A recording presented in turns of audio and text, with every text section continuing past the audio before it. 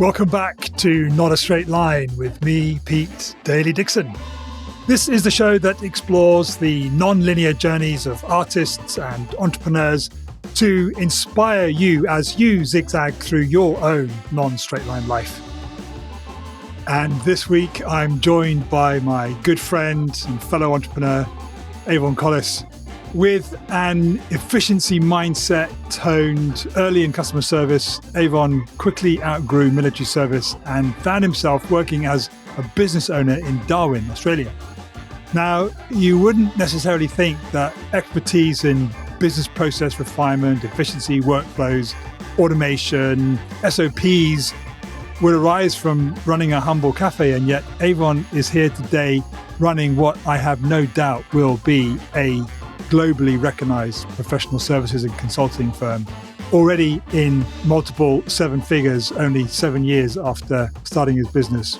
Now, all this is important to remember when I say that Avon is not only hugely accomplished, but also an incredible force for good in the world. An amazing husband, father, loyal friend, despite the tumbles and obstacles and zigs and zags he's faced on the way. I've known Avon for 5 or 6 years, and I'm just so thankful that his non-straight line journey crossed paths with mine all those years ago. I enjoyed this conversation so much. It was deep, it was personal, it was vulnerable, and I'm sure that if you have ears to listen, you will get some incredible golden nuggets out of this conversation.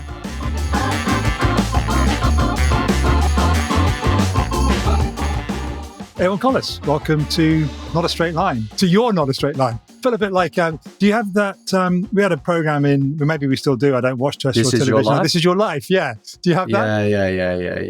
Yeah. Ages ago, I remember it, but yeah, I think I watched one or two. It's very autobiographical. It just sounded a bit like that, yeah. So anyway, it's great to have you. It's great to have carved out some time to have a wander through your non-straight line journey through life. How long have we known each other?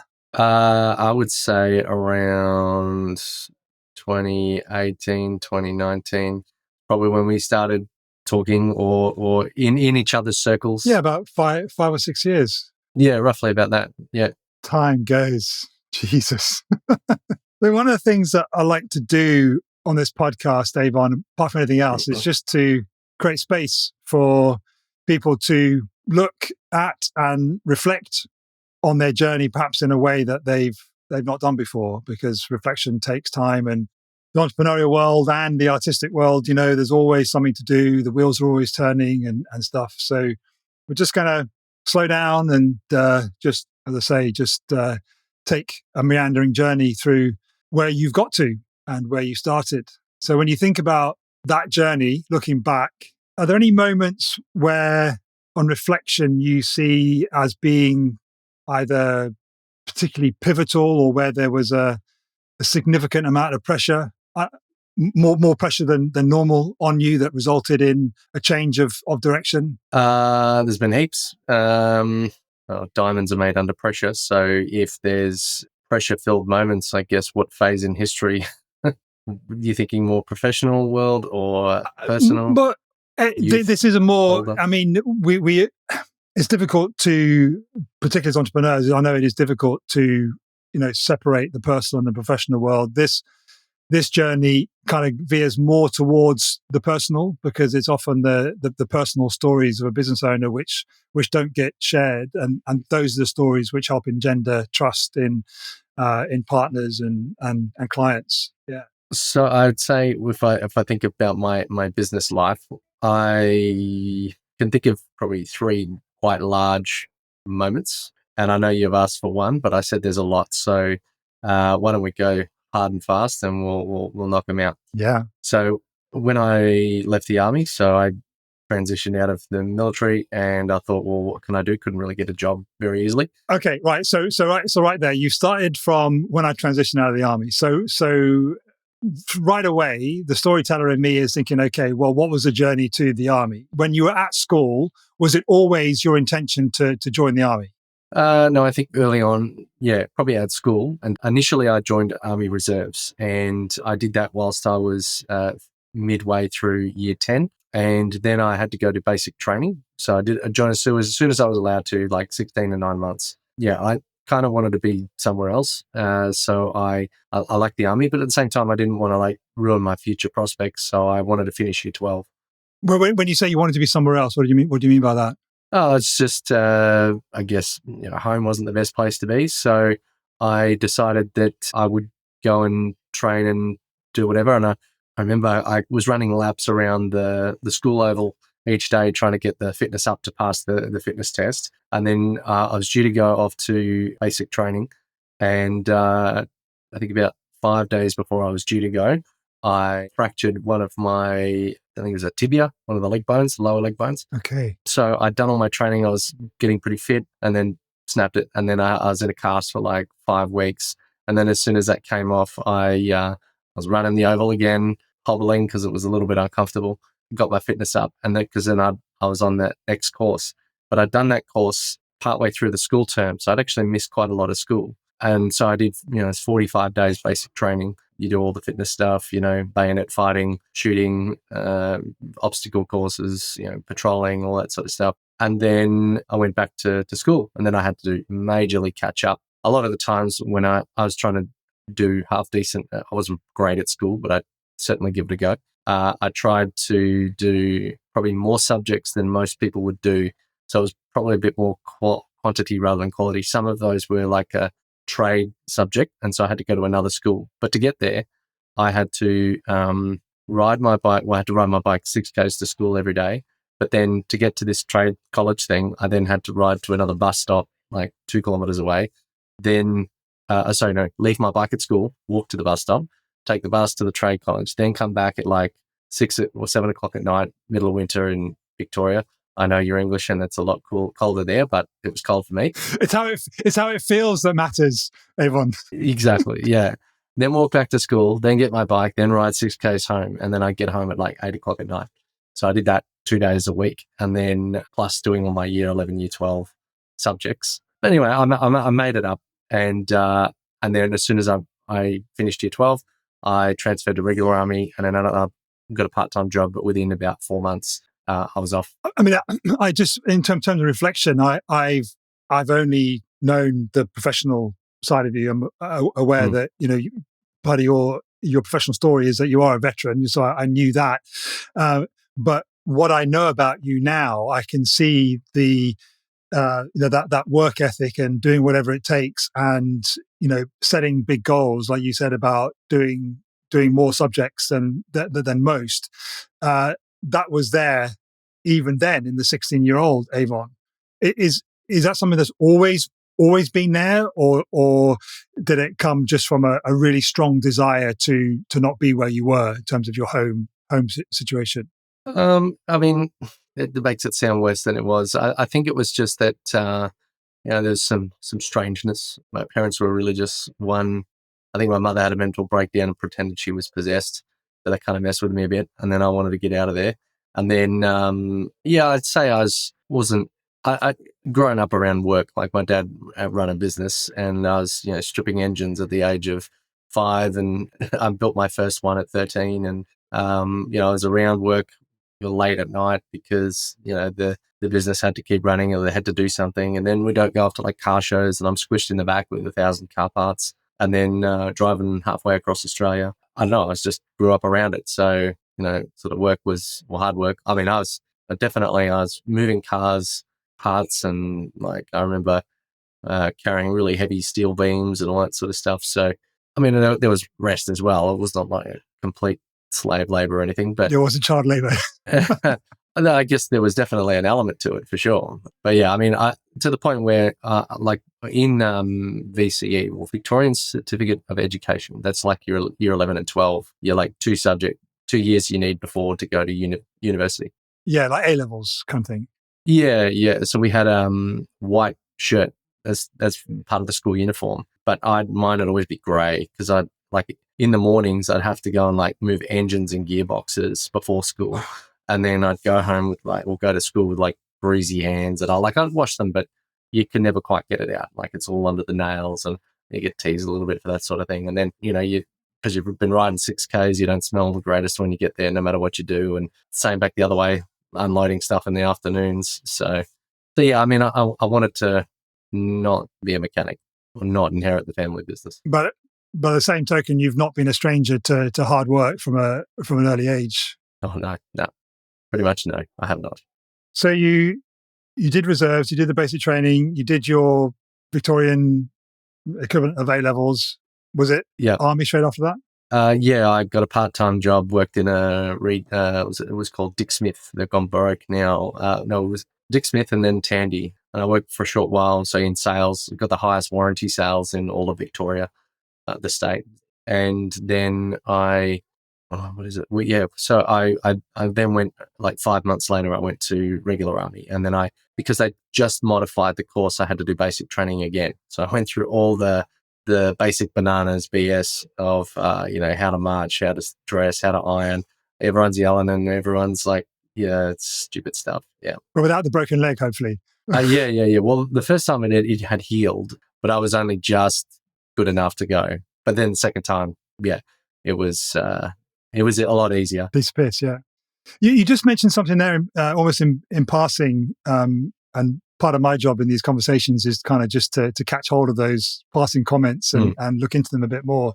You said you got the highest warranty sales in the whole of the state. That was in sales. Up to this point, you've not really talked about anything that kind of indicates that you had that ability. Did that surprise you? It was a shock. What did you do? Obviously, I mean, you must have done it innately because you didn't have any training. So what was it in you that helped you get to that result? I don't know. I just found it to be, I found ways to be personable in a very short time, to not be pushy and salesy. And ironically, it was in one of the lower socioeconomic areas. And so I would just, I did my thing of offering, hey, would you like to get the extended warranty on that? And then sometimes they'd say, oh, no, not really. I said, well, if it breaks, you can come in and we can do this and we can do that. I actually had a pretty good hit rate. But because this is the downside, right? Being in a low socioeconomic area, there's times I really didn't want to sell because I'd have people coming in and they had this thing called the baby bonus. And of course, you'd have these, I had this young kid, he must have knocked up some girl at 14, 15 or whatever. And he's walking in going, oh, I want to get the latest iPod. I'm like, okay. He's like, yeah, I've just got the baby bonus. I'm like, that is not what that money is for. Get out of the shop, go and buy nappies and clothes and things that you're actually going to need. So it was one of the smallest shops. And there was some interesting characters that walked in, people wanting security cameras, but that's for their drug house, not for personal safety or security. So I don't really have anything else to say on that. I don't know why I was good at it. Maybe I think what it was I'd pattern interrupt. So I look at someone, there's one girl came in and she's like, oh, the flip phone, it snapped. And I looked at her, I'm like, do you want a tissue? And she just expected me to be this salesperson and something that was supposed to behave in a certain way. And because I did that she came back the day later and brought 2 or 3 friends and they all bought something. So, and again, that conversation happened. So it's about getting past the blank wall of sameness and nothingness and get to the real conversation. Kind of like what you're doing here. And again, reflecting on how I've known you, how you've shown up over the last 5 years, it seems to me that there's a lot that you learned then at such a young age that you just naturally and innately use in your business life now.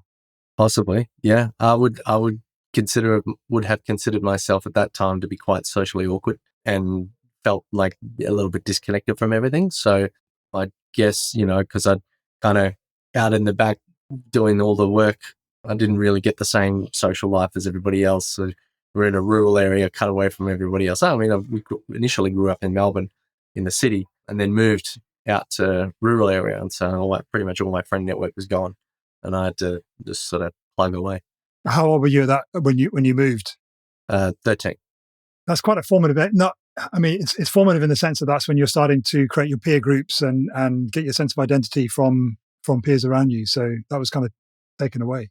Yeah, well, I've always felt like I have a very internal locus of control, if you will. Mm-hmm. So master of my own destiny. I'm on my own. If I don't do it myself, it's not going to happen. So I didn't really feel like I had anyone to rely on. So I feel that, and still now, I just think I've got a couple of sayings where you can't bank on good intentions because everybody says yes, yes, smiles and nods, and then nothing happens.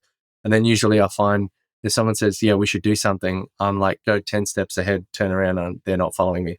So you just get used to that and you just go, well, if I'm going to do it, I'm going to do it. But if I'm not, I'm just going to just completely not waste time on it. Yeah. It's a great attitude. So, these podcast conversations are not a straight line. I kind of like at a macro level and a micro level. They're also not a straight line. So we're going forwards and backwards all the time, like all great stories. So we're back now. You've done basic training again for the second time, and obviously breezed through that because you'd already done it. What's it like when you join the army full time? I mean, I've not experienced that. I imagine the person listening to this might well have been in the army, but I guess for many others, it's completely alien. All we know about it is what we see in films and television. Is it like that? What's it like joining the army as a 18-year-old? Was it how old you were? Yeah. Well, it's I guess you go after basic training. You have one suitcase with they give you a pack list.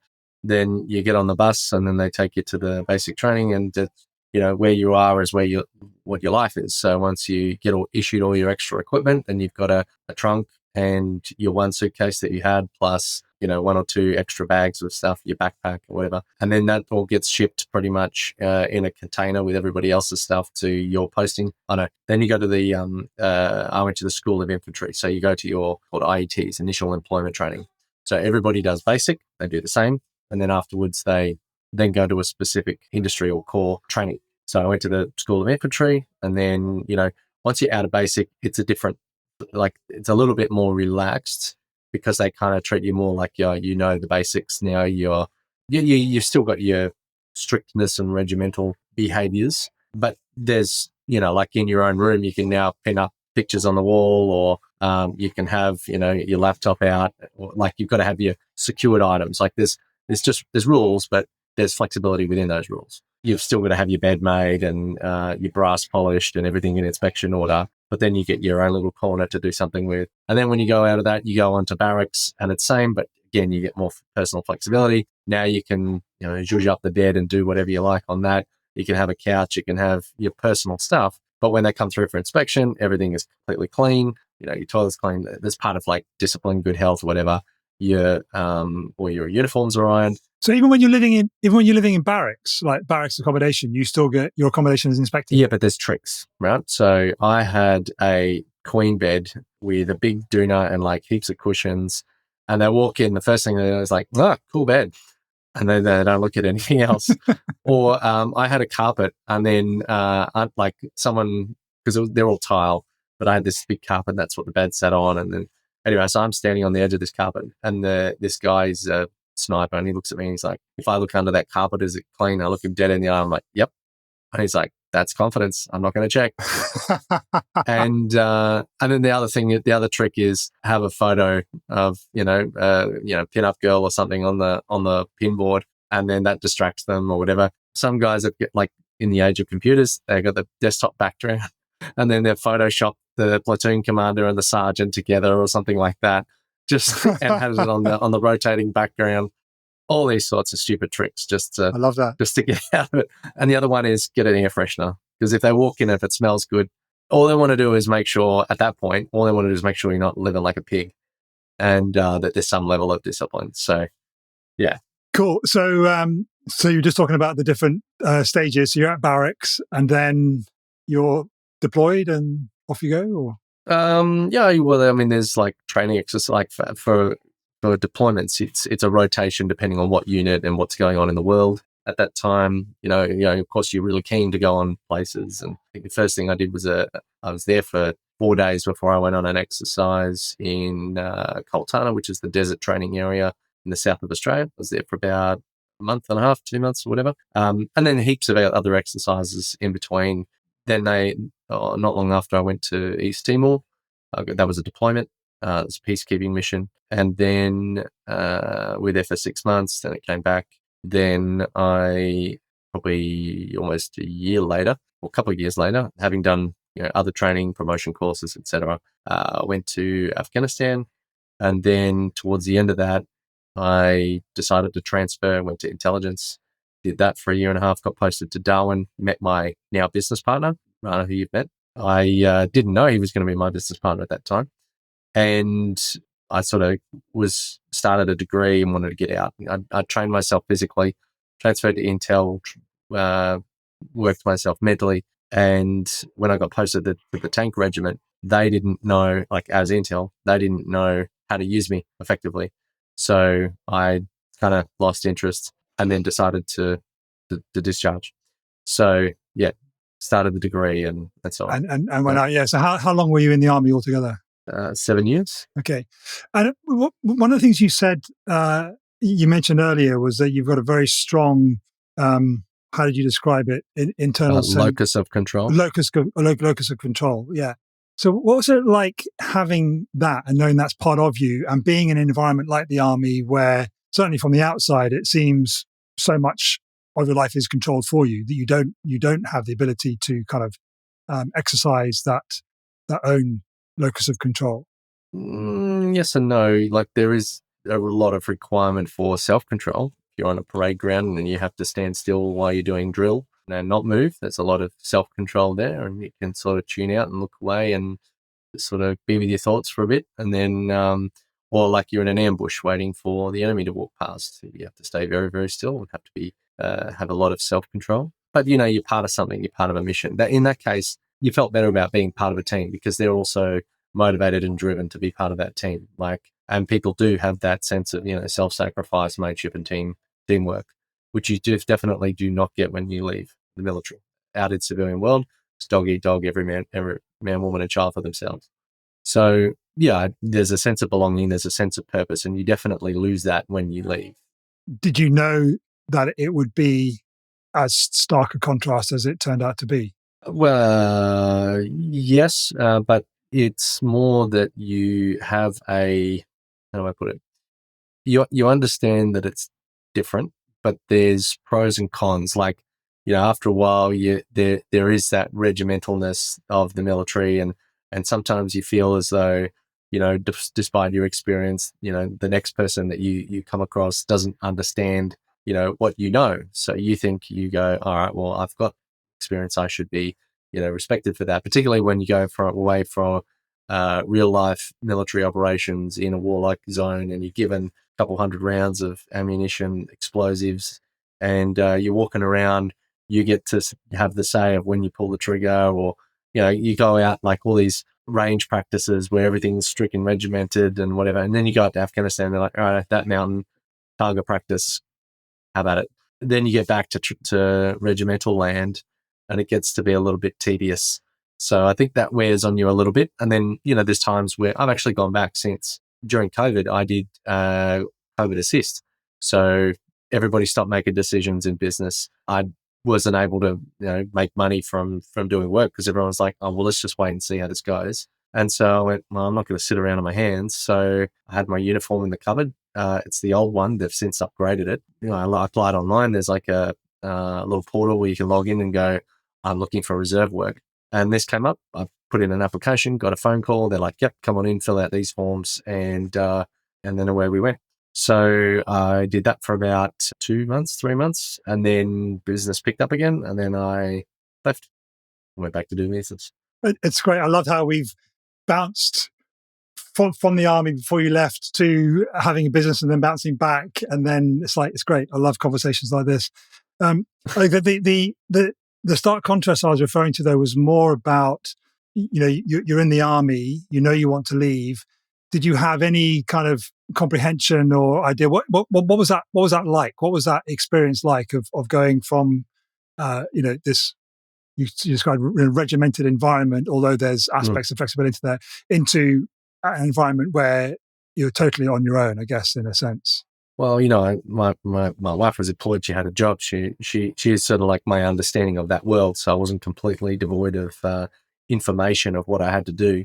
So, I was preparing for it in advance. I had gotten working towards a degree. I did a couple of courses. I tried early on that there's a problem with certifications out of military, right? So as an infantry, yes, I've got a lot of skills, but when people try to translate that to certificates and pieces of paper to say this is your experience, civilian world tend to go, oh, we don't understand it, so we don't think you have the skill. I couldn't get a cert for in anything because nothing. I contacted the Army Education Department and they're like, oh no, you don't have any certificate for us and we can't give you any RPL towards anything. And I was like, oh, great. RPL? Recognition of prior learning. So there was a civilian company. I think they had experienced the same thing out of military and emergency services. So they set up this RPL organization and you send them your service record. And then they came back and they went, yep, you're qualified for 5 Cert 4s in, security and risk management, OHS, leadership and management, a couple of others. Like, great. Well, that's better than nothing. Mm-hmm. Because other than a bit of schooling, which I didn't do fantastic at, that was pretty much it. Since then, I've, done some diplomas, some other Cert 4s. I did a degree, did an MBA. So I don't think I'm dumb. I think it was just people didn't understand how they could apply certain skills into whatever business. So rather than do that, I bought a business. I tried looking for jobs while I had some leave towards the end. And anyway, I ended up buying and we timed it so that I had 4 days off between the day I finished to when I went on the training to run this business. So you started your business career with buying a business? Yep. I didn't know that. I'm full of surprises. What business did you buy and why that one? A coffee shop, and we could afford it because I had the deployment money, and it was like a franchise, like a brand system. So we figured it's easy. There's processes we don't have to start from scratch. It was already existing, and we grew it, and we pretty much doubled the revenue over 4 years, paid back the loan, but yeah, you asked me in an email before about zigs and zags. Mm. So there was a major gas project in Darwin that was basically, they built a camp for like 3,500 workers, and Darwin was going nuts. Like houses doubled overnight in value. People were in and out all the time. So you had quite a busy, cityscape. There was tons of tourism. And then the one day the gas project announced, oh yeah, we're done. We're going to shut down. And they pretty much fired everyone. The place became a ghost town. So we got rid of the business, pennies on the dollar, and then we moved to Brisbane. The business up in Darwin? Okay, I didn't clock that. Yeah. Well, I got out and we stayed in Darwin for like 10 years. So that 7 years was all of my regular army time. So that was full time. There was reserve time before that. And then it's in Darwin for 6 of that. Oh yeah, pretty much 6 years because a year training and then 6 years. And then for the next 4 years as a business owner. Yeah. I should have asked because in my head, I was still thinking Victoria, Melbourne, and because Darwin's probably about as far away from there as you could possibly get, isn't it? Pretty much. Yeah. I didn't choose that location. I got posted there. Yeah. No, I get that. So that's that in terms of pressure and a zag, that's an external pressure. That's pretty significant. Mm. Well, one of many. So, one thing I did in that business was I pretty much automated myself out of a job. I had task management systems. I had, I know you're going to get to how do we get to where we are now. So current business is a result of this. Pretty much I was working, when we first took over, we had a lot of turnaround work. We replaced the entire set of staff. The first set were, all backpackers, didn't care. The second set were influenced by the first set. Third set were amazing. I had them for years. Many of them quite junior, kind of like the Macca's model, get them in young, train them, give an opportunity. We went from crazy wild and loose to everyone had uniforms, everything was clean, logbooks were completed. And we went from... I can see influences from the army coming in there. Yeah. But I'd get a call. So I worked 30 days straight, 12, 14-hour days. And for 30 days, we mapped it out on the calendar. And on my one day off in forever, I got a phone call at 5 a.m. I was really keen on a sleep in. So I get this phone call at 5 a.m. and say, oh, the coffee machine's leaking. So I got dressed, went in, and it was the continuous flow button. It's literally go click and done. Life was fixed.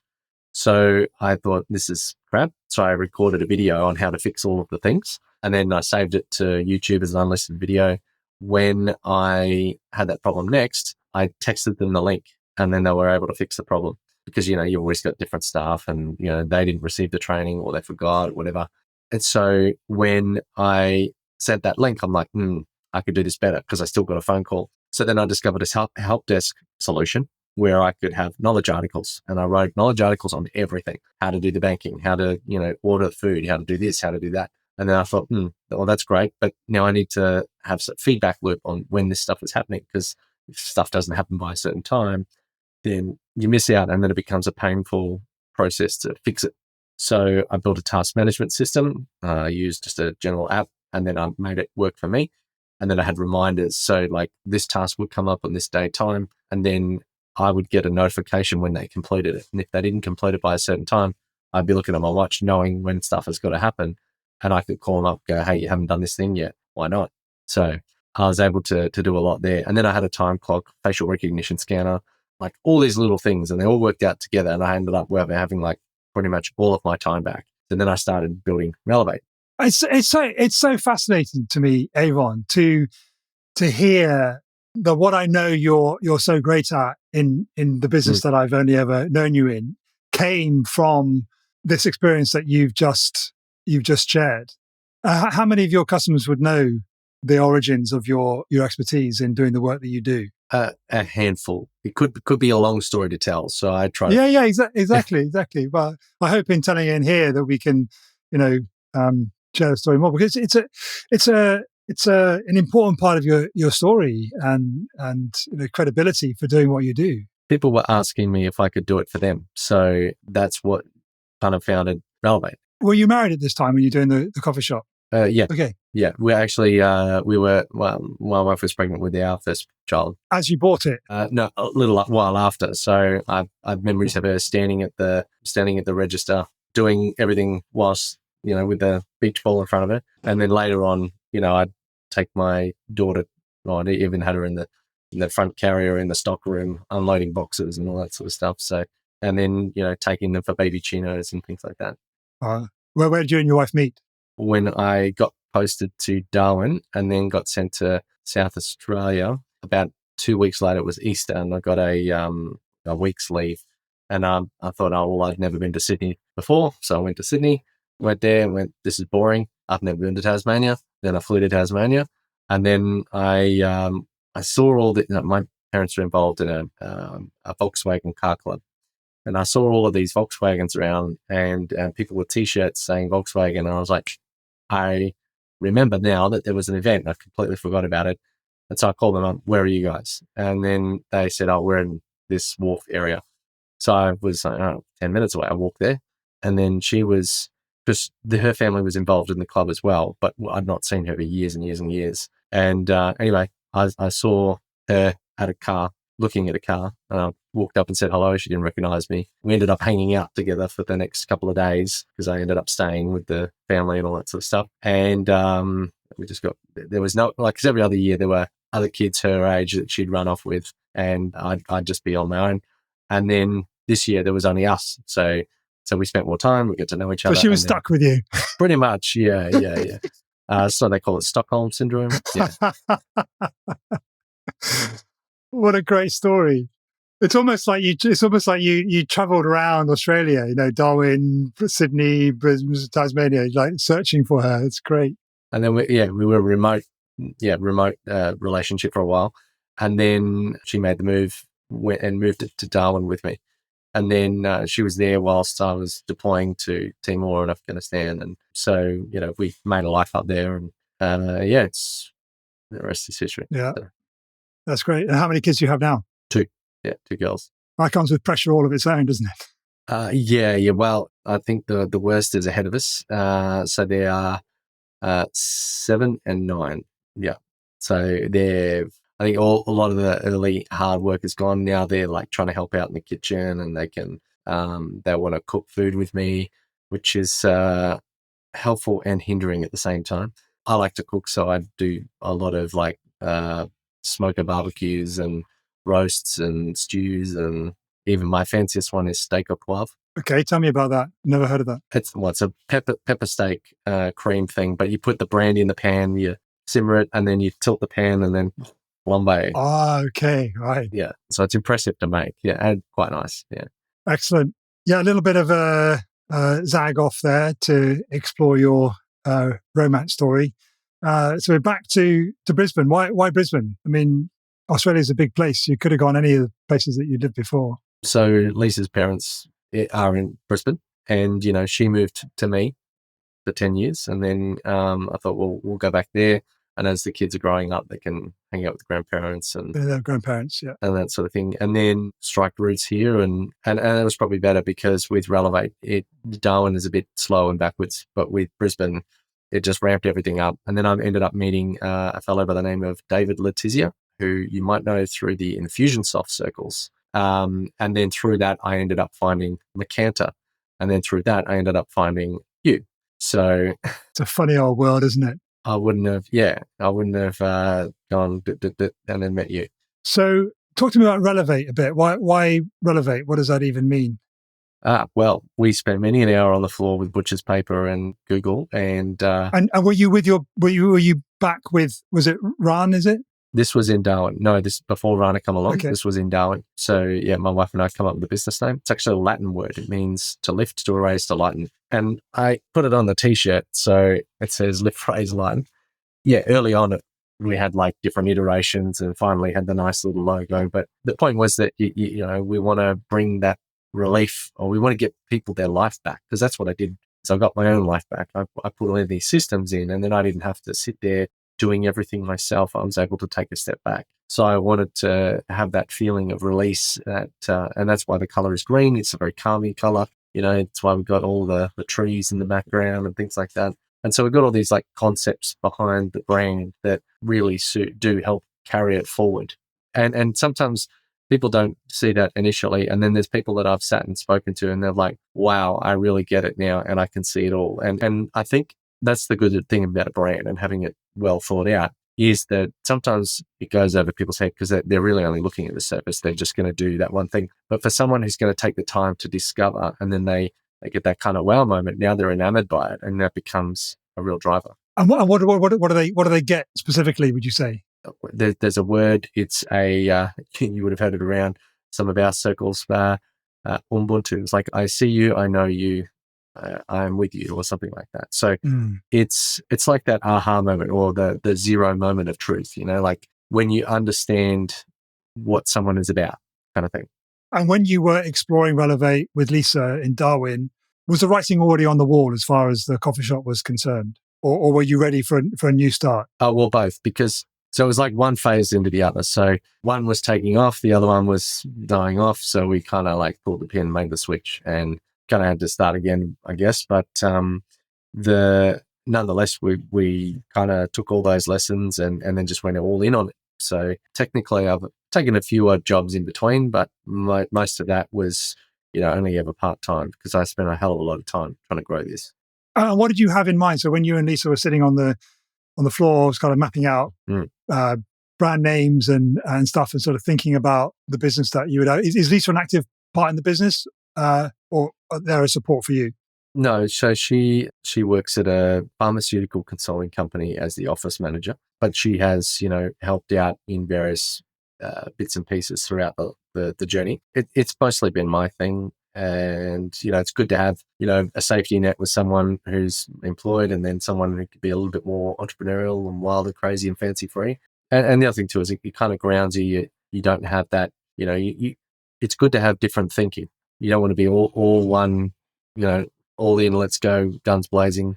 Kind of equate it to like you've got someone walking a dog. Like the dog wants to go all everywhere and explore and go off track. But the walker wants to stay on the path, and they might get dragged around by the dog and experience new things. But at the same token, the dog is kind of being kept somewhat within range of the path. So great analogy. The two together go on a better journey. Yeah. Yeah, that's wonderful. So are you the dog or the walker?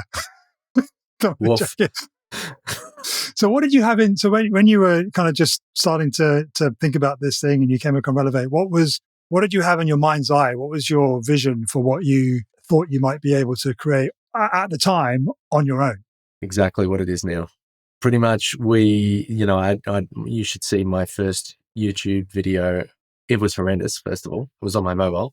And I said, I'm going to start this little thing called Relevate, talking about business systems and helping people, be more efficient, and let's see where it goes. The shirt was black with a green trim, so the colors were still there. The logo font hasn't changed. The lift, raise, lighten hasn't changed. The software platforms that we work on have changed. Before it was quite small and scrappy. I don't think tech consulting was much of a thing at that time at all. We thought we were a little bit cutting edge at the time. And through all of that, it's definitely become more mainstream. Like, I think it was you had like a very big IT degree or you didn't do anything. Whereas I never had the IT degree. I had come from it more of the, I guess, like an intelligence analyst. Like, you are gathering information on people, things and stuff, and then you are processing that, and then you are coming up with decisions.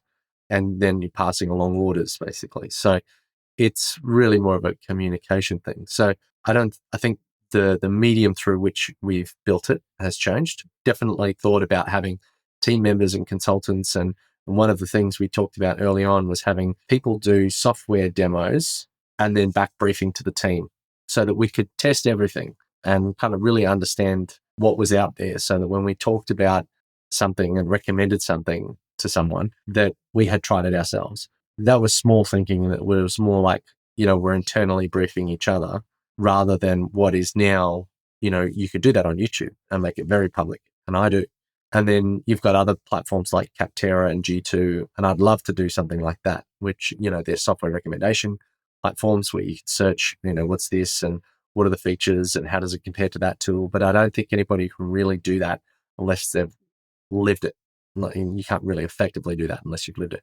And now with about 50 to 100,000 products on the market, that's very hard to do. So I think we stick to a mainstream set, but the concepts are the same. It's kind of like accounting is a theoretical construct, and then accounting software is a little bucket that is a tool that does some of the job, but that does not encompass all of it. It's the same thing with, using CRM or using ERP or any of that sort of stuff. There's a theoretical construct behind what you should do, why, when, how, etc. The software can never encompass all of that.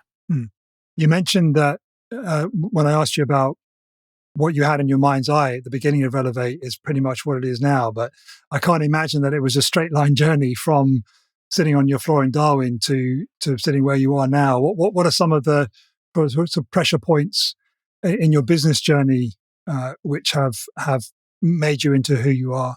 Yeah, well, I mentioned that I found my business partner in the army. So I moved to Brisbane and I was doing exactly what I was saying I was doing, is demoing software. Someone was advertising a CRM system on Facebook. So I messaged and I'm like, hey, I'd love to do a demo. Show me what you got. We booked a meeting, turned up, and I was sitting down, like, this guy looks familiar. And so he's talking away. And I said, you look familiar. And he's like, yeah, you do too. I'm like, all right, talk me through, and your name is familiar. Talk me through, where have you been? What have you done? And we figured out it was First Army. And he's like, yeah, I remember. Like, because you kind of work in similar groups, not necessarily directly in the same team, but, you kind of move in the same circles. And he seems to remember us digging a generator pit together. I don't remember that specifically, but, there's a million things to do with a million people. Yeah. So anyway, we joined forces. There was a third business partner at the time. And that guy said he wanted to be, he loved the letters, CFO, CIO, CTO, CMO. So he wanted to be the CMO. And so we're like, yep, we'll bring it. So he had Rana, my business partner, current, had a web hosting company at the time. I did Relevate. So I had customers. He had customers. This third business partner talked with James, said he worked at, some major corporations, global ones, brands that you would recognize. And so he wanted to be the CMO. And we're like, fine, we need someone to drive the marketing. You do that. We'll keep doing what we're doing. And because with my business partner, Runner, his client set were awesome for me and mine were awesome for him. So there was already a direct synergy and excellent cross-sell. And so we started a company, the three of us, and we all put forward $5,000 each and had a little shareholder agreement saying that this will be your only job, etc. And then what happened was some of the team were not happy because we had a couple of contractors and staff and an intern.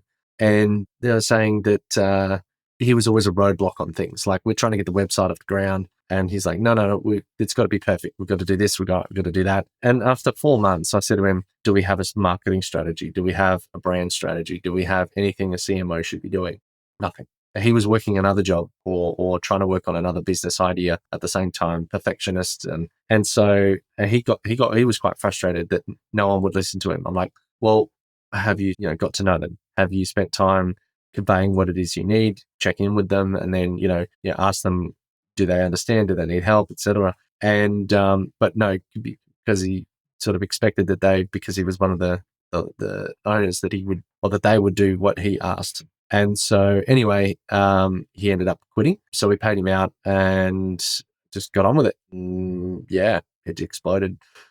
So he really missed out. But after that, because you're asking what the zigs and zags are, we'd been trading for a year and a bit. We had a pretty good cash saving. We'd been pretty good with some big clients. We had some really excellent contractors still with us today that we decided to go big and buy another business. We'd looked at a couple of other ones. We'd looked at some web hosting companies that would have been good because you can just consume. It's like a rent roll. So real estate agents sell their rent roll to somebody else.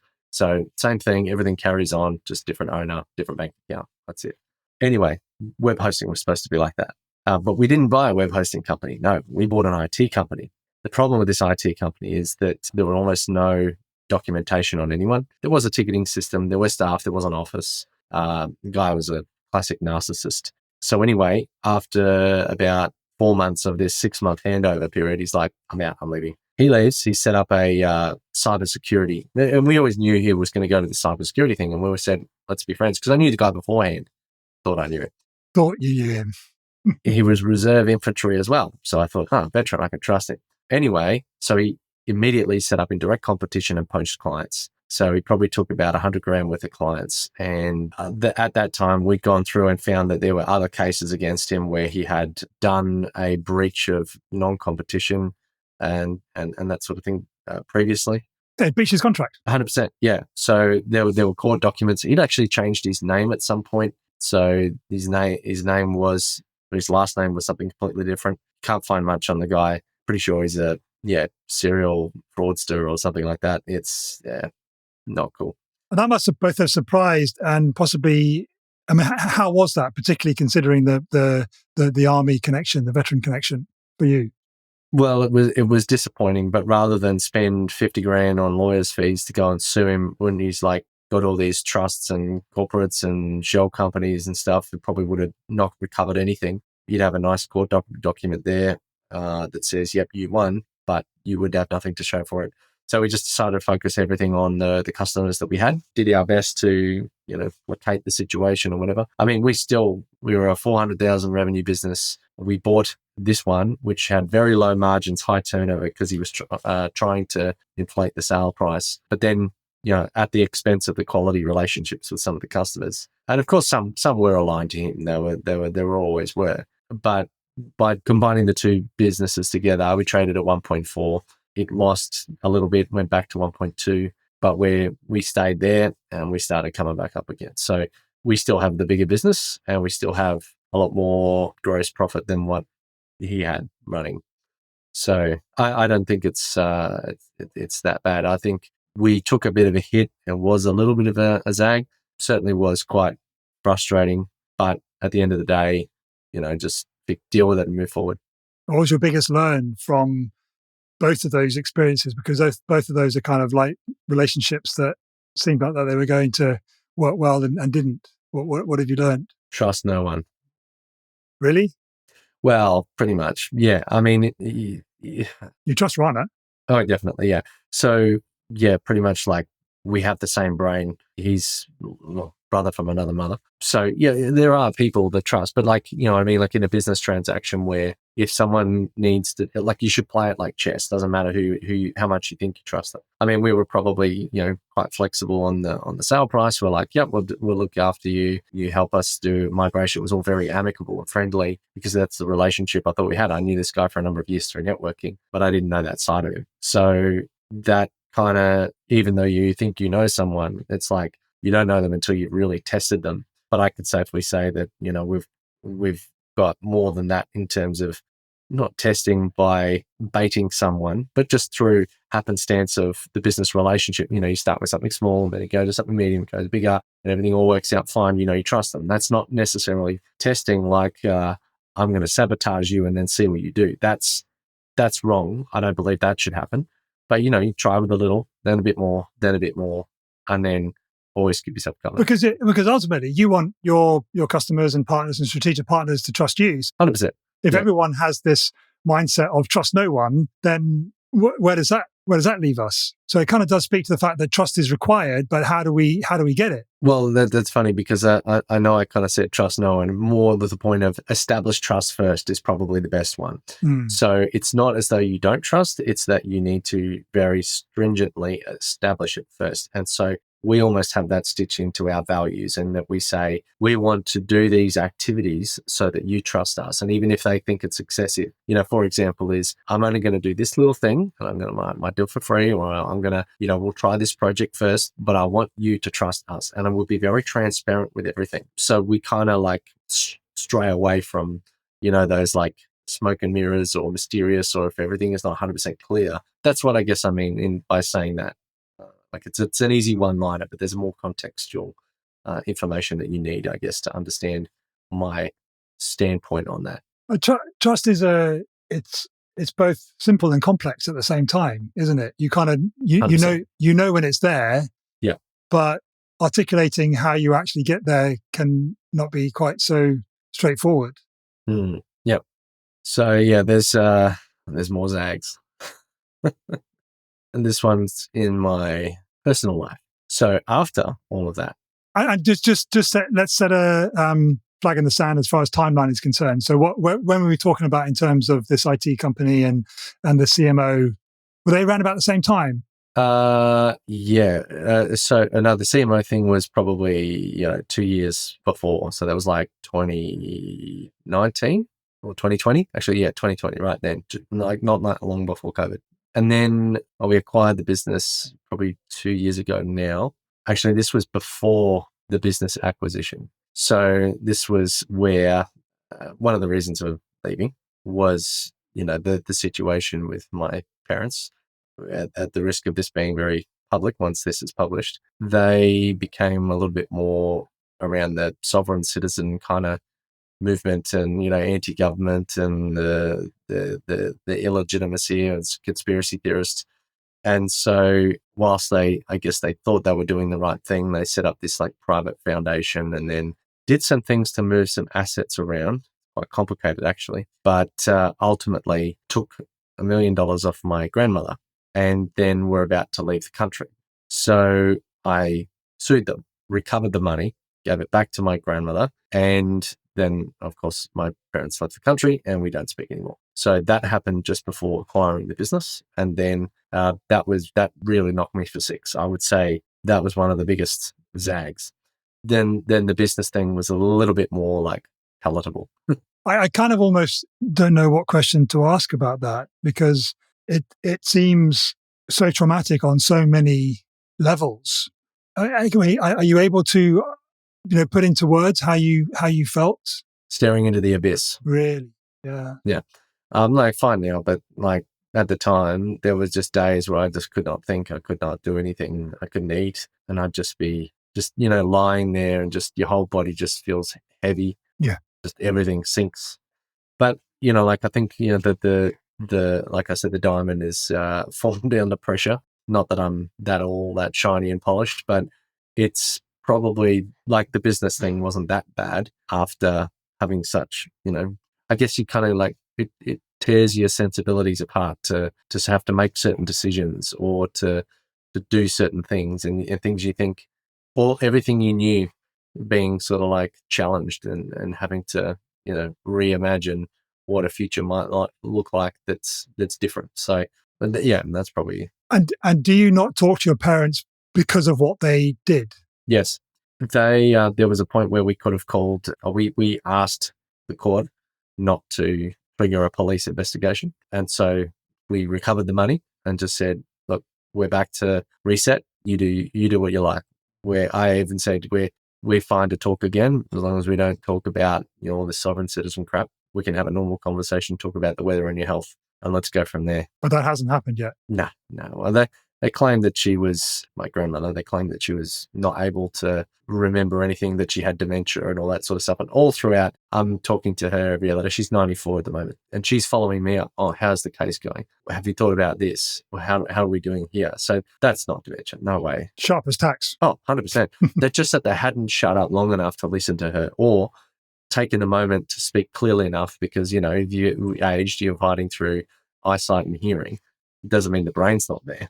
And what about the impact on your kids? We'd sort of drifted away from them anyway. This has happened over a period of years, that they've become more withdrawn. The rest of the wider family don't, they try to engage with them, but it's always a chore. They try to get whatever information they can out of them, but they're very closed off. So yeah, I have the rest of the family, and we just pretty much just don't talk about it. So, but other than that, the girls don't really, like, they kind of know, but they're not too concerned. Yeah, I can see how having that happen in your personal life as a contrast, like anything that having that kind of situation, emotional entanglement with your parents and what it ended up in. Like, if you can deal with that and get through that, okay, business, throw at me what you like. I can deal with it, kind of thing. Is that how it was for you? Yeah, I was much more disconnected from the person we bought the business off, him leaving and then poaching clients, because, they were more like, an aggressor. You kind of thought of them not personally, whereas the other one was someone who you thought was on your side, that has shaped your way of thinking, speaking, interacting with the world, then being a completely different person, and then having to deal with so much like internal conflict on every thought, word, action, like you get told or knocked around a bit if you talk back, and now you're talking back very hard, and there's like an internal fear that really cuts to the core. Yeah. So you decide, anyway, let's move on. I'm just curious, have you, I say, gone to therapy? I mean, have you discussed it with a talking professional, or you kind of just no stoic and dealt with it? That one. Do you think there might be any merit in talking to a talking professional? Oh, I mean, I have a few close friends that I talk to things about, but other than that, no, not really. Like I said, I've got a very internal locus of control. Yeah. I feel that a lot of time, I know that therapists might have, degrees and things like that, but it's probably more someone with a life experience that you would attribute to having enough respect for, to say, yes, you would get it, or you would understand, or you would know what this is actually like, because there's a difference between reading about it and going through it. So I would have more respect to speak with someone. It's like, you're a veteran. You don't go talk to a civilian therapist about, that one time when this happened. You're better off going to talk to another army buddy or something like that, because they're like... Although having said that, I mean, and I haven't experienced the army thing, so I can't say that there are aspects of, dealing with trauma and PTSD from a clinical perspective that surely would be applicable regardless of your, the particular experience that resulted in that trauma. Possibly. I kind of think of that, like, when was it Real Men Don't See Doctors? There's a whole concept of that somewhere lurking beneath me, and then also in the military. And so I kind of, I'm like, I don't feel damaged by it. I feel like I've learned some things, withstand my tolerance and pain level. I don't feel like I need to. Like I said, internal locus of control. I can deal with stuff, and I would imagine other people feel as though they need a little bit more support. But maybe that comes from feeling a little bit isolated as a kid and just being able to cope and deal with it, and then that's become the thing that I can take no matter where I am. No, that makes sense. So where are you now? Brisbane, front room. You know what I mean? Right. Well, Relevate is we have Brisbane people in Brisbane, Sydney, Melbourne, New Zealand, and India. I've got an office in India and in Brisbane with room for 35 people in the Indian office, and we've got room for 3 in the Brisbane office, but it's really only a satellite office. Most people could work from home, but because we have the IT company, we need somewhere to store hardware and somewhere for call outs that they've got, like, as a firm base. We have clients in every major continent. I put out a little map the other day, like a pin map kind of thing on social media. It's surprising the number of like global customers that we've had. Trying now to be a little bit more, we talk like one of our goals is to be a globally recognized consulting and professional services company. So we are trying to be a little bit more global. Like I said, being in India and Vietnam, and I've got a few contacts now in the US. We closed a client in Canada the other day. So I've got one in Israel and some other things like that. So I think now also we've got some big relationships. We closed the first ASX listed company the other day. So that's Australian Stock Exchange. So they're quite large. They're a multinational. They are listed in the US as well. But some of the clients that we're working with are much bigger, and we're trying to really go for that because we see a bit of an opportunity in the market. And I think if we can position ourselves as like professional, corporate, high quality, get it right the first time, that we can really own that space. I mean, it's not why this podcast exists, but I am immensely curious about how. So Relevate's been going 7 years, six, 7 years. Yeah, about that. Yeah. So you'd only really just started your journey when you and I first met. I hadn't realized that. So just for the sake of the listener who might be in a similar situation with a business that they're wanting to scale, they're wanting to grow, how do you go from being a small little team to landing a deal with a publicly quoted company for 6 figures? I mean, it sounds possibly outside the realm of possibility for the normal folk. Are you Superman? What's special about you, or is there nothing special? You just done certain things in a certain way on your zigzag journey that has allowed you to execute at this point. There's nothing. If there's anything you can take from everything that, if you're listening, that you've heard so far, there is nothing special about me, other than the fact that I just put left foot in front of right foot, and then the opposite the other way. So, like, say for example, my first client, I was in Darwin. I charged $35 an hour, which is quite meager, and I thought I was scared to charge that much. And then I did a few hours here and there. I did heaps of pro bono work, trying to like make a name for myself, get the experience. Then I went and like just the sheer amount of time, it's not like it happened overnight. When I worked on a different product, and then after a while found that product, like the Infusionsoft, I found that it attracted a lot of like coaches and consultants, which was very small, and it had a limitation, and they had a limited life cycle, had limited budgets. And then I thought I will go to a bigger platform, and then I found it really hard to break into a big one, but then I just kept pushing, and then I found I work on Zoho a lot now, although I am a Salesforce partner and a Microsoft Dynamics partner. But I figured because I spread my knowledge across those others, now I understand that theory that sits above rather than the platform itself. So then I kind of stand out because I can say, well, this is possible if you're using this, and in an enterprise, you should be able to do that. This one might be a limitation. So here's some other opportunities that you could, or options for you, or something like that. And so I think I talk a bigger game. I think a bigger picture. I think people like that. And sometimes it's about solving the business challenge, not just when someone says, can you make a button here? That's really only like you're in a box. You can only think about that much.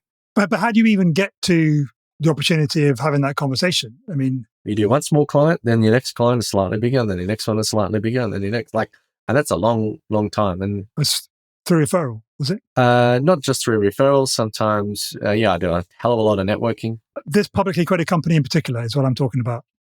Oh, well, no, we built, being in the intelligence analyst, right? We look at key relationships. So I went to Zoho, I flew down to their Adelaide office. I made a little coffee brand because I like some way to connect us to them, have my brand like live in their office for a little bit, and more than just like the crappy little pen and notebook or whatever that most people give. So I gave them a kilo bag of beans, and the best thing was that they did not have a grinder. So that would sit on the shelf, and they'd look at it every time. Everyone in that office would look at it as they walk in and go, oh, we should get a grinder. We should get it. They've got one now. I've got to send them another bag. But, I build these relationships, and I'd go to the customer conference, and then I met, the guy who's now our technical lead, who's going to become a partner soon, hopefully. But basically we go and meet with these people, we build relationships, and then, this relationship gets to that relationship. Now I'm on the phone call with their sales teams every other day with, hey, we've got this client, we've got that client, here's a lead, here's a lead, here's a lead.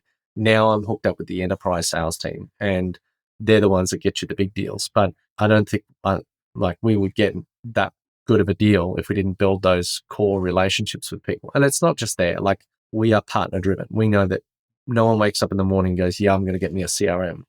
It's because someone has been in their business at the right time when they're like asking for help. I don't know what I've hit a glass ceiling. I can't go forward. And they're talking to a sales coach or a business consultant or an accountant. And they're like, I don't know what to do here. And they're like, oh, I know a guy. So we build those relationships and then we get introductions, and then that's how we get the client. And of course, referrals, but that two-pronged approach is massive. Like, we can advertise all day long and get no one. Yeah. I mean, anyone that knows you now knows that you are just a consummate networker, connector, relationship builder. Arguably seems a little bit at odds with somebody who has just this strong internal sense of locus of control. But I guess that's more of not that you're independent, you've got to do it on your own. I guess I'm sort of rambling here. The question I want to get to is, where do you think that skill has come from for you? I mean, because this is the first time where in the conversation, we've really spoken, categorically about forming relationships and making connections. Has that always been there, or is that something that you just kind of recognized that you needed to do to grow your business? When I say locus of control, it's I control as much as I can of what I can control. And I know what I can't control, and then I try to influence what I can influence. But I know that I'm the one doing the influencing.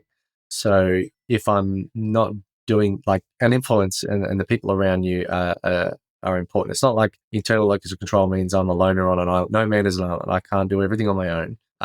I need other people. But if I'm going to work with someone, it's on me to call them, say hello, or to follow up and say, hey, what's going on here? Or to provide as much information as I can so that they can get the picture of what they need to do. One big thing, I try to do things that scale. So if I'm working with someone, I like to set things in motion so that I can step away. So my locus of control is give them everything they need, give them the process, get the direction, make sure they're motivated to do so. Say, off you go, little Johnny, that way. And then I can go back and check. So my control measure is all of the things I've done to prepare that person to go and do that task. But I know that I have to go and do it. Like, I have to write the procedure, I have to write the process, I have to build the system. And I know I can do that. Like, I can fiddle around and tinker with stuff. That's in your control. That's in my control. Absolutely. And if I don't do it, it won't happen. Full stop. But what about specifically about this thing of, you are known publicly? I've seen other people posting on LinkedIn about what a great connector and builder of relationships you are. Is that something that's just evolved since you started Relevate, or do you see echoes of that in an earlier iteration of Avon, so to speak? No, there's when I moved to Brisbane, there was some networking stuff that really worked well. I had to sort of like come out of out of my shell. I mean, you kind of get thrust into the limelight a bit as in the military. Everybody gets a chance to lead. Everybody is forced to somewhat become a leader. So that the idea is that if commander gets shot or whatever, that the next person can stand up and lead the patrol. So that kind of helped with being able to speak and being confident and all that sort of stuff. And I would say, at school, I probably wasn't the most social or not the cool kid, but maybe the sales thing, you go further back again, and the sales thing made me a little bit more able to talk to people. But then it was more of like a job I needed to do to get the next thing. It wasn't like something that came overly naturally to me. I don't think I was completely horrendous. Like, I'm not stuck in a dark room and can't talk to people, can't look at them. But, it was something that, I made myself do, to go and get out and talk to people. And sometimes I found it easy. Really, it's not a cut and dry thing.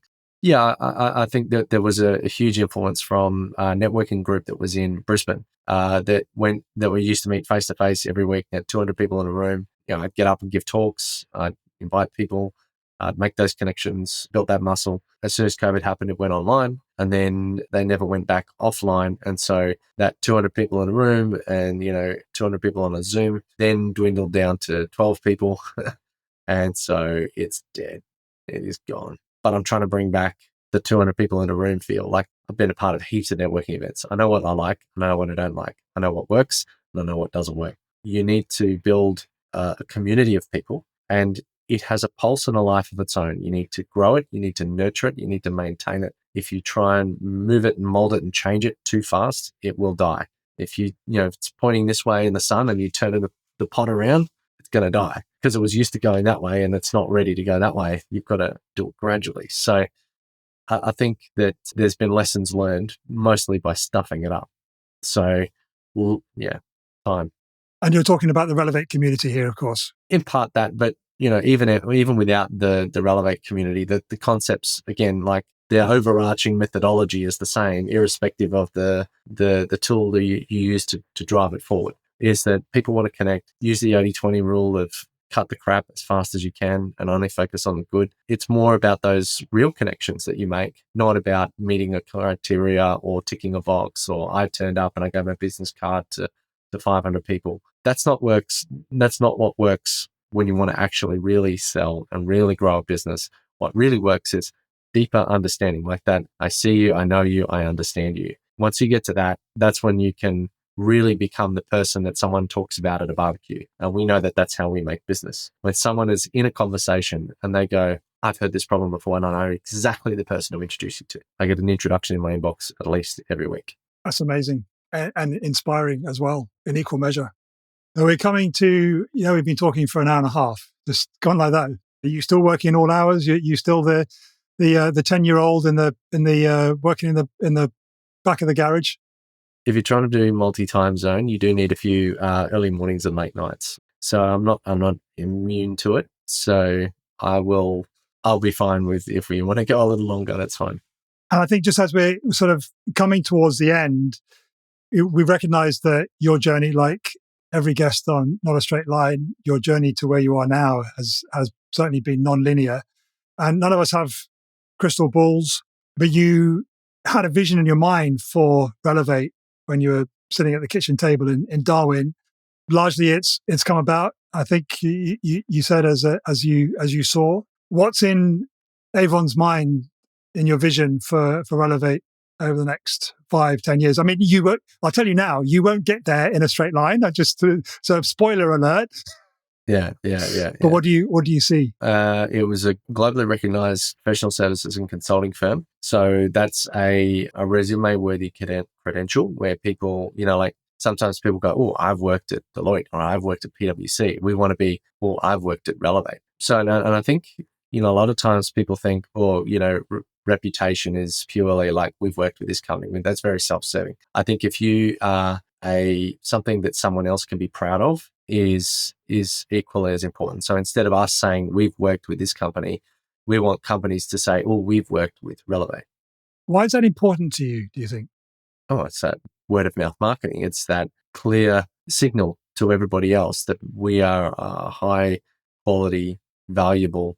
So then we get to, charge what we're worth, make sure that, we're not ever short of customers because people might be on a wait list to work with us. But by being that, I guess that, not sure what you call in the business. Because you could be that in Brisbane or Australia or, just the Pacific region. Why is that the global aspect important to you, I guess, is what I was getting to. Well, right. Okay. So every business has customers and they need to manage the relationships, not only with the customers, but, rather than CRM, we think XRM. So, CRM, ERM, PRM, SRM, customers, partners, suppliers, stakeholders, shareholders, everybody needs a relationship. And that's kind of what, that Intel kind of thing is that knowing who is where, connect the dots between these relationships, understand the backstory, history, drivers, motivators, things like that. And so globally, there's a lot of opportunity. And I think Australia is a little bit behind on tech. I think there's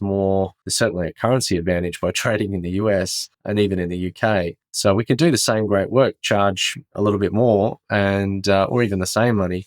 And then, it's better value for someone in another country. The other thing too is seasonality. So in the US, they kind of work through Christmas. It's just like one or 2 days off. Most of their holidays are in the summer months, June, July.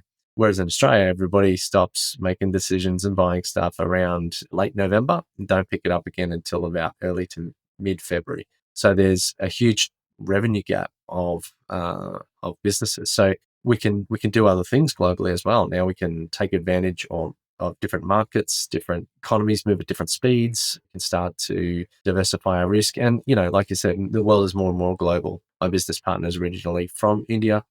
He moved to Australia when he was 10. He's an Australian citizen. I was in the army with him. He's as Aussie as they come, but he happens to also speak 5 other languages and has, family and connections near where our office is. But, we've also got other customers in other parts of the world and aggressive growth goals. I don't want to ever be sitting around waiting for something to happen. It's that locus of control thing again. Let's push it, drive it, and go as big as we can. Go big or go home. I like that. That's kind of been the through line of this your locus of control. And I think it's a good message for everyone is like, just recognize what you can control, focus on that, keep putting one foot in front of the other, as you say. And, it'll work out. It won't be a straight line, but it'll work out in the end. This conversation, Avon, for me, just totally exemplifies everything great about a not a straight line conversation for the podcast. We've touched on professional, we've touched on personal. There's been some, arguably traumatic things that we've spoken about, how you've dealt with it. And I just want to thank you so much for sharing some of your time and some of your journey with me and the listener. No worries at all. You're more than welcome. Thank you. There's a couple of questions that I ask at the end of every episode. I want you to imagine your episode has been and gone, and it's blown up on LinkedIn, and people are like, "Oh my God, Avon! I didn't know this about him." And anyway, it's great. You obviously subscribe to Not a Straight Line podcast. It's one of your most listened to podcasts coming out every week. I just want you to imagine, like in 6 months or a year's time, you get a notification from your podcast app. Although you wouldn't actually, because I know your phone's been on silent for 5 years. But anyway, you go to your podcast app and you see the latest episode of Not a Straight Line has dropped, and you see who the conversation is with, and you're like, I'm definitely listening to that episode. Whose name is on there that you want to explore their straight line journey? I mean, I already know quite a lot of it, but it would be good to read in a bit more. Someone I'm working with at the moment in the US, who's an Australian, who founded a company called With You With Me. They got $40 million funding, went global, sold. Now he's part owner of a New York investment bank, and there was some, very much not a straight line, a few bumps in the road along the way. He's even done podcasts with a famous Australian billionaire. But yeah, I'd be keen to find out more about that journey, because again, veteran, all these sorts of crazy personal things in the way, and got there in the end. And maybe still, battling to do other things or bigger things. Or what's their name? Tom Moore. Tom Moore. Thank you, my friend. Appreciate that. No worries.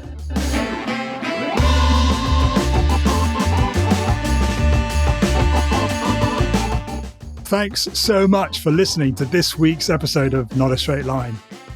If this conversation helped to reorient your internal compass or inspired you in any way, please let us know by heading to podcast.notastraightline.life/rate and leave a rating and review. Thanks, as always, to Matthew Bliss of MB Podcast Services for his exquisite engineering of this episode. If you'd like him to help you with your podcast, contact details are in the show notes. And if you'd like to be a guest on the show, or there's someone whose non-straight line journey you'd just love to hear, then please visit podcast.notastraightline.life/guest. Thanks for being here with me, and I'll see you next week for another amazing, deep, inspiring non-straight line journey. Love you.